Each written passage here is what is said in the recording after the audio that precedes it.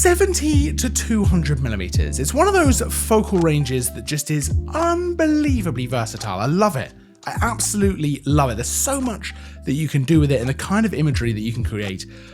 Oh, it blows my mind all the time. I love the look of a lens like this, whether it's f2.8, which of course is a beautiful, beautiful lens, or f4, which still gives you incredible imagery. Now, of course, this sits in that kind of trinity of very versatile zoom lenses. You've got 16 to 35 as the kind of wide angle part. You've got 24 to 70 nicely in the middle, but I think 70 to 200 might be my favorite of the three. It might be my favorite zoom lens ever.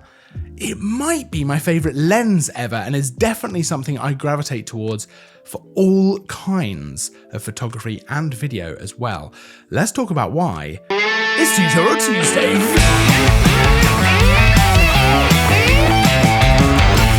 Welcome back to Tutorial Tuesday, where each and every Tuesday we bring you a brand new,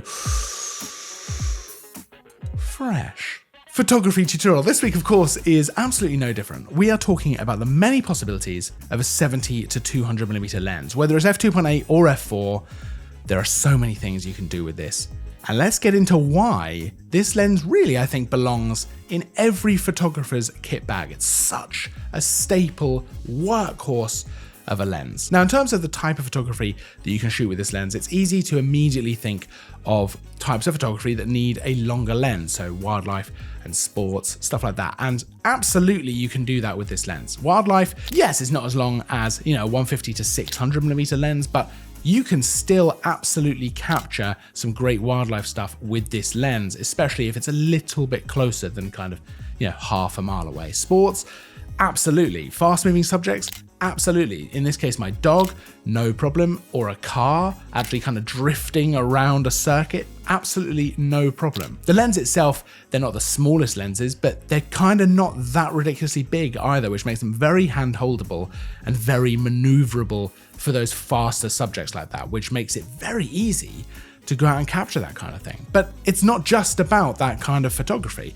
Landscape, absolutely. 70 millimeters allows you to kind of pull back and get a slightly wider shot, and then zoom into 200 to really focus in on one element of the landscape. Portraiture, absolutely. You've got a nice shallow depth of field to play around with, and again, with that zoom range, you can really control that background. You can really control what's going to be in the shot and what's going to be out of it. The lens compression, it all just works very well for a lovely portrait shot with a nice shallow depth of field, a nice separation between your subject and the background. Very, very usable for that kind of thing. But that goes for all kinds of different photography. You could use this for street photography. We've talked about that in a previous video. You can use this to focus in on one element, maybe of a product. Here I actually did it on a car, but it kind of gives a different kind of photo. And because it's so versatile with that zoom range, you can very quickly adapt from one kind of shot to another. So, okay, what actually makes this such a versatile lens? What actually makes a lens like this work so well for so many different types of photography? Well, of course,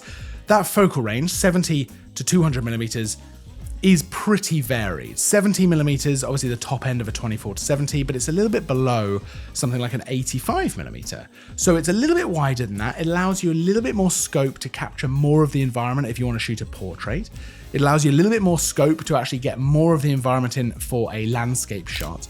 But if you want to zoom in, you can really either separate your subject from the background using lens compression and that lovely, beautiful bokeh that you get with something like that, or you can really pull a landscape together. So by zooming in and adding that lens compression, you're pulling that background towards you and you're pushing the foreground and kind of compressing the whole thing, which can create some really beautiful imagery. It makes it very easy to, first of all, pick out a subject in the landscape, to actually focus in on that and base your composition around that. But because of the versatility of the focal range, you have a lot of flexibility and creativity in how you want to compose. It makes things like framing something in the landscape actually a lot easier, and that can be a really nice composition tool. I find it so much easier to compose with the 70 to 200 lens because I have that flexibility to control what's in the shot very, very easily and actually zoom until I have the exact composition I'm looking for. Another aspect that I think just works incredibly well with a lens like this is it has the ability to give you a very shallow depth of field. The more you zoom,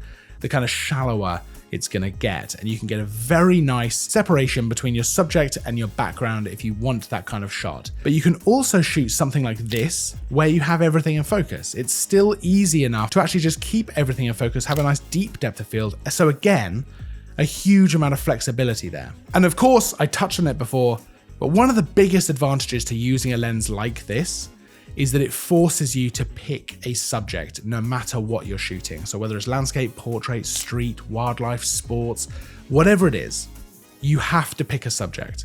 And that just by itself, just doing that thought process will make a better end result. Whether it's a landscape where you're looking at a beautiful view, but you need an anchor point for your viewer's eye to rest on, the 70-200 absolutely kind of forces you in that direction to pick that subject and then compose around that, which I always love that in a longer lens like this. For me, this is the lens that I just can't really do without. The 24-70 is often my go-to for a lot of standard stuff. So for example, I'm using it right now to film me talking. But the 70-200 really for photography is my go-to lens. No matter what I'm shooting, even stuff like product photography, you can absolutely get some great stuff with a lens like this. And for me, this just belongs in every photographer's kit bag, absolutely. Now, f2.8, of course, that is beautiful. Downside of those, they're a bit more expensive. But f4 lenses, still absolutely beautiful and a little bit lighter, a little bit smaller, a little bit more hand-holdable.